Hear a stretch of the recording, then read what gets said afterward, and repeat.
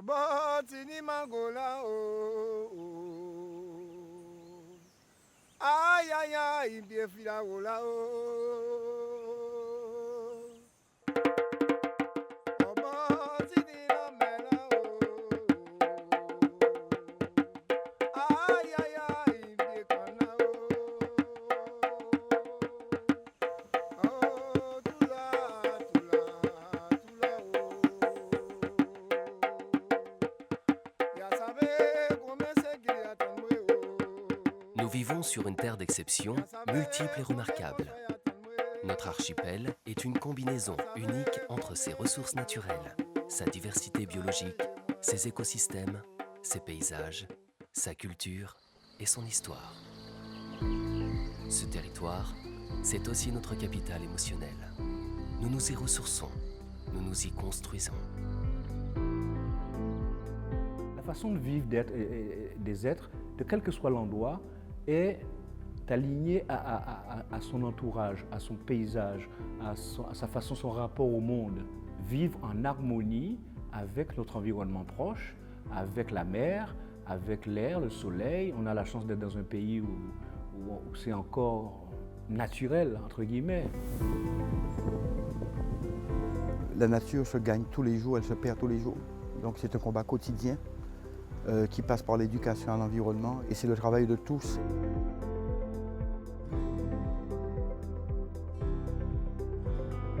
Il y a toute une éducation à faire, il y a toute une remise en question à faire de nous-mêmes sur ce qui est fondamental pour nous, c'est-à-dire la vie.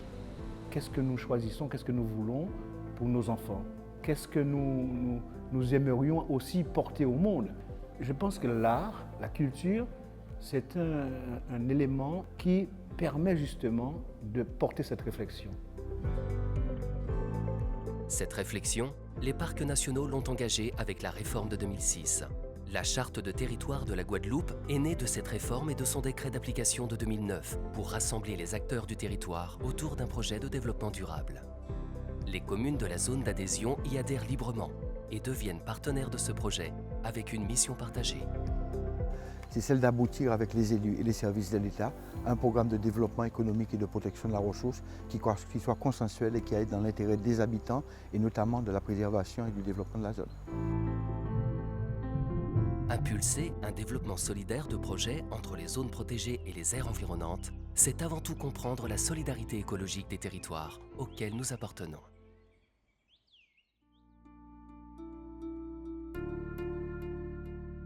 La notion de solidarité écologique est partie simplement de la notion de solidarité humaine. Donc nous sommes solidaires entre nous, nous sommes solidaires du milieu, nous sommes les seuls humains à le savoir. Donc d'où notre responsabilité pour la sauvegarde et le maintien de ce monde, de cette biodiversité.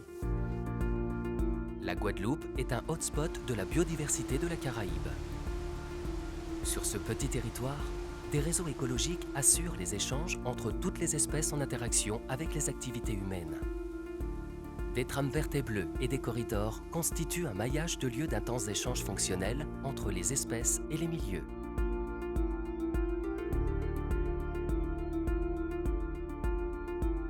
Le but des corridors, c'est de permettre la relation entre différentes zones.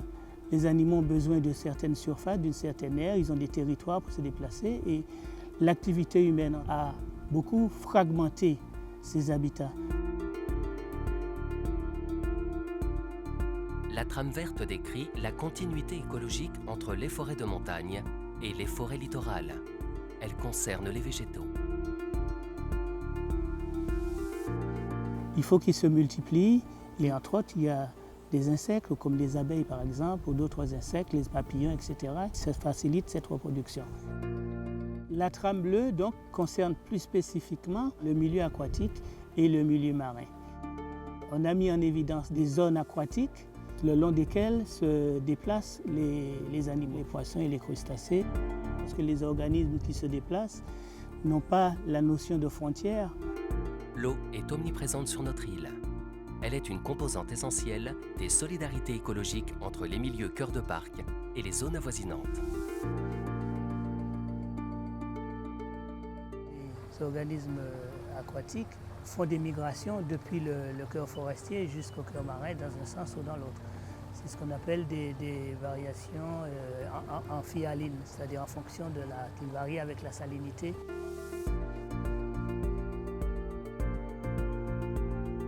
Mais l'étroitesse du territoire exacerbe l'intensité des relations entre les écosystèmes. Organismes vivants et humains se partagent ces milieux et s'y déplacent.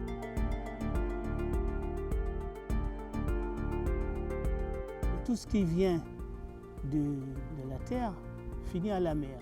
Donc entre ces deux cœurs, il y a des zones d'habitation, il y a des zones d'agriculture, il y a des zones de foresterie, un peu d'élevage aussi. Donc il convient que toutes ces activités soient faites de manière bien réfléchie pour préserver un peu ce corridor qu'est la Grande Rivière Goyave dans ce cadre bien précis. La prise en compte des solidarités écologiques amène à une nouvelle gouvernance des territoires. La charte de territoire, approuvée en 2014, traduit cette volonté de mieux gérer ensemble nos territoires et de mettre en place une gestion intégrée du milieu afin que l'exploitation par l'homme tienne compte des impératifs de l'environnement. Avec un espace de 246 000 hectares, la charte de territoire est aujourd'hui une réalité territoriale. Elle représente 70% de l'archipel de la Guadeloupe et se compose de 10 cœurs de parc et de 2 aires voisines à ces cœurs, l'aire d'adhésion et l'aire maritime adjacente.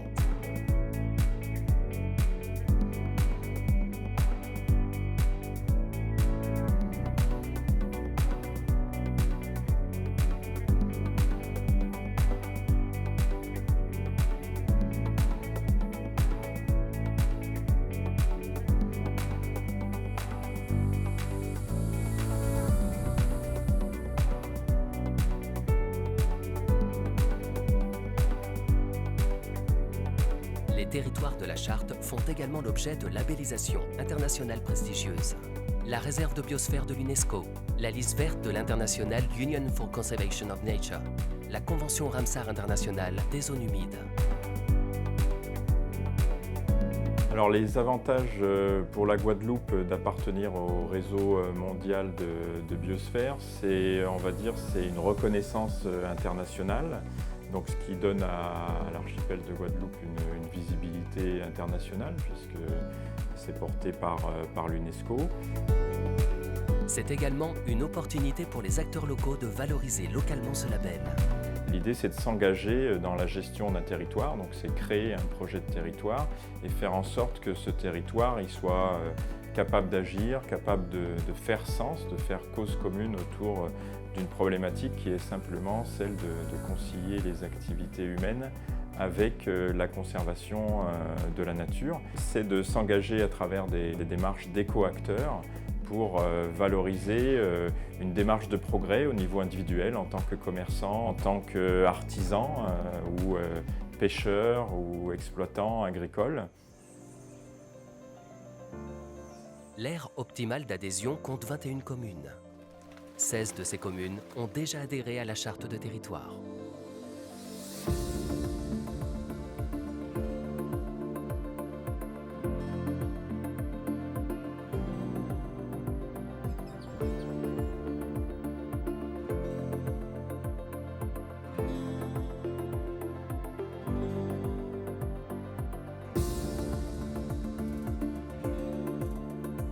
Ce territoire de la Charte porte en lui la capacité de révéler des fiertés, celle d'appartenir à une terre riche de perspectives, de développement respectueuse pour l'homme et la nature.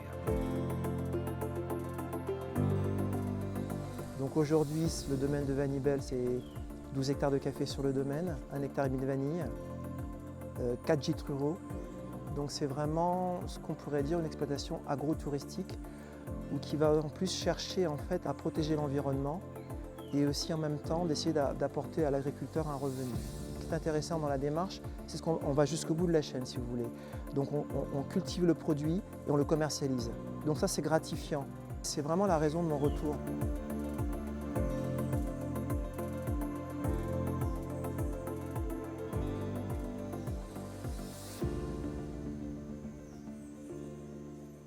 La charte de territoire pose aussi les bases d'une valorisation de nos écosystèmes.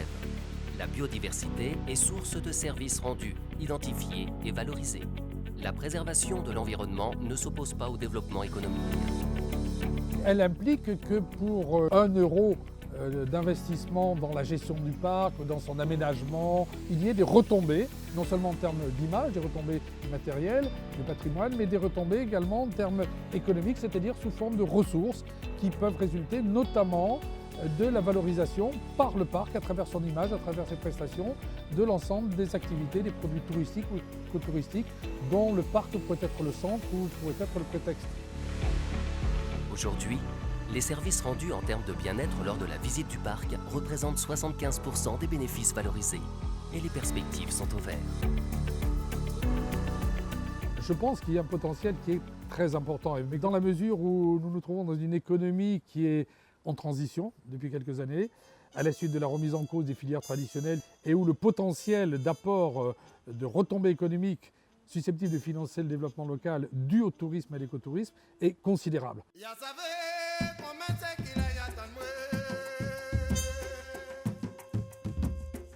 C'est 4 personnes, 4 associés, les parents, les 2 enfants, 2 ouvriers, 2 salariés, et puis donc on vit sur le domaine. Donc oui, effectivement, c'est une activité à temps plein et qui nous permet aussi de dégager des revenus. On n'a pas forcément tous des explications sur le café et sur la vanille. On ne sait pas ce que c'est. C'est une épice qui est très chère. Donc voilà, aujourd'hui, les gens aspirent un petit peu à découvrir ce type de culture-là. Et ça, c'est intéressant. Le jardin créole donne toujours quelque chose. On n'y passe jamais pour rien. La richesse de la Guadeloupe d'aujourd'hui, c'est à la fois les héritages naturels et les héritages humains. Les conserver, les protéger et les valoriser sont la bonne combinaison d'objectifs pour le développement de nos territoires. Pérenniser ces attitudes pour demain avec les enjeux de biodiversité, les enjeux de réchauffement climatique et les grands phénomènes mondiaux dans lesquels les insulaires sont les premiers intéressés et la Guadeloupe fait partie des territoires en jeu. L'objectif pour nous, c'est que ça dure encore le plus longtemps possible, parce que plus la biodiversité va exister autour de nous, plus l'homme guadeloupéen sera censé vivre bien. Et ça, c'est mon vœu le plus cher.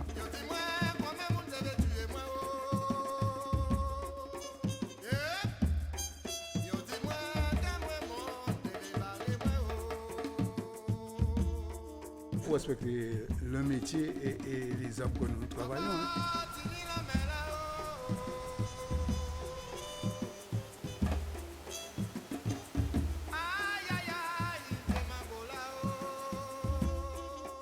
Il faut respecter ça, c'est la nature.